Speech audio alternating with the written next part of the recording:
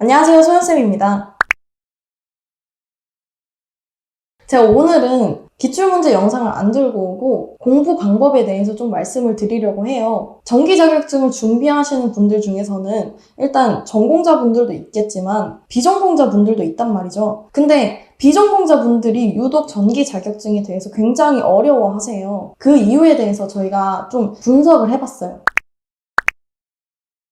일단 세 가지 이유가 있는데, 일단 첫 번째는 기초 수학이 부족하다는 거예요. 공부를 조금 안 하신 지 오래된 분들도 있고, 수학을 잘 하시는 분들도 있고, 그리고 학생 시절부터 수학은 조금 어려웠다 하시는 분들도 많을 겁니다. 근데 기초 수학이 부족하게 되면은 전기 기사 자격증 풀이 자체를 할 수가 없어요. 그래서 기초 수학이 부족하면 첫 발걸음부터 조금 어렵게 된다는 겁니다. 두 번째, 어색한 용어예요. 일단 우리가 일상생활에서는 전압, 전류, 볼트, 암페어 정도는 다 들어보셨을 거예요. 근데 우리가 이제 전기 공부를 하게 되면 정전 용량이니 인덕턴스니 무효전력이니 유효전력이니 이러면서 낯선 용어들이 계속 나오기 시작합니다. 근데 비전공자분들 중에서 공부를 조금 오랫동안 놓으신 분들은 답답한 마음부터 좀 앞설 거예요.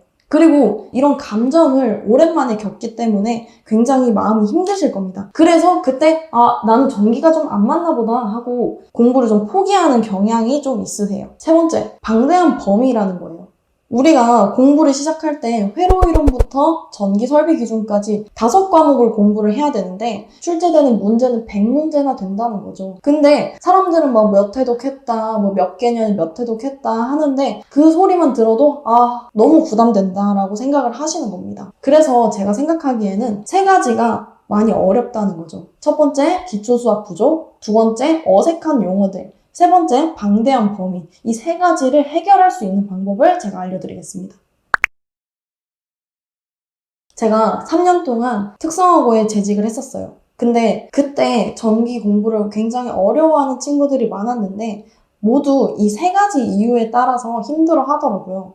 그래서 제가 제시하는 방법은 첫 번째, 처음부터 욕심내서 기사 본 강의를 다 듣지 말라는 거예요. 일단 지금 생각해보면 꼭 수학을 포기한 친구들 중에 수학 문제집 가장 첫 번째 단락만 새까맣게 열심히 공부한 흔적이 보여요. 근데 그거 자체가 처음부터 정말 나는 꼼꼼히 이거 한 권을 다 보겠다라는 식으로 공부를 해서 앞에서 하다가 막히니까 포기를 하는 거죠. 그래서 이걸 기사에 접목을 시켜보면 기사 공부를 시작을 해요. 그럼 이제 회로 이론부터 펼쳐서 오매 법칙부터 공부를 하죠. 그럼 오매 법칙 괜찮네 하고 계속 풀어요. 그리고 다음 장 넘어가서 키르요프 풀고 여기까지는 괜찮아요. 근데 다음 장 넘어가면 이제 태분한 노트 이런 어려운 정리들이 나온단 말이죠. 그러면 그때부터 이제 기초 수학이 부족한 분들은 너무 어렵다. 전기는 나랑 안 맞구나 하고 포기를 해버리는 거예요. 제가 꼭 드리고 싶은 말은 기사 본 강의부터 쭉 바로 들어가지 마시고 찬찬히 좀 기초를 쌓은 다음에 기사를 들어가도 되겠다 할 수준이 됐을 때 그때 들어가시는 거죠.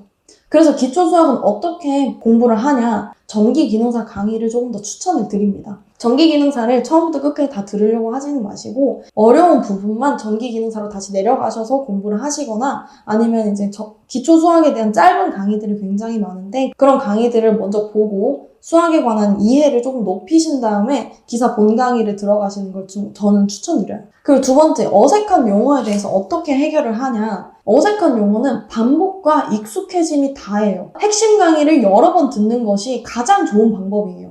근데 여기서 강의를 들을 때 주의해야 될 점이 하나 있어요. 제가 특성화고에 재직을 할 때 3년간 전기회로를 가르쳤어요. 근데 전기회로를 가르칠 때 아이들이 오매 법칙에 대해서 조금 어려워하는 학생들이 많았습니다. 제가 수업에 들어갈 때마다 오매 법칙, 키르요프 법칙 이런 식으로 정리를 딱 해주고 넘어갔어요. 그때 이제 두 가지 유형의 학생들이 있었는데 첫 번째 애들은 드라마 보듯이 이렇게 훑고 가는 거예요. 그리고 두 번째, 집중해서 여러 번 필기하면서 공부를 했던 학생들이 있어요. 이 두 가지 유형의 학생들 중에 드라마 보듯이 하는 친구들은 한 학기가 지나도 오매 법칙에 대해서 이해를 하지도 못하고 외우지도 못해요. 근데 집중해서 여러 번 공부한 학생들은 아무리 못해도 한 달 안에는 무조건 다 뗀다는 거죠. 어색한 용어에 대해서 익숙해지기 위해서는 짧은 강의를 여러 번 듣되 드라마 보듯이 보지는 말자. 집중해서 여러 번 보다 보면은 바로 적응이 됩니다.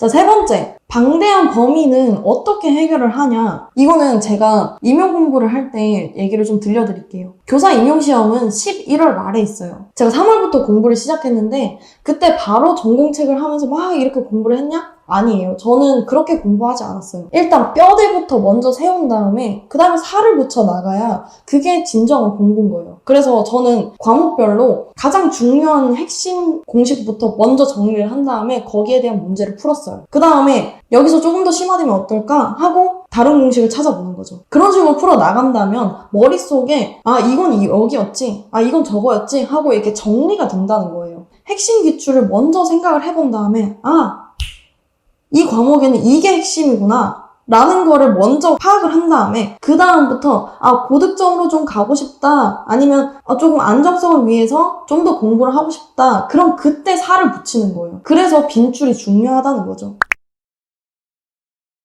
정리를 해보자면 첫 번째, 기초 수학이 부족한 경우에는 단편적인 영상을 좀 학습을 한 다음에 그 다음에 본 강의로 들어오시면 됩니다.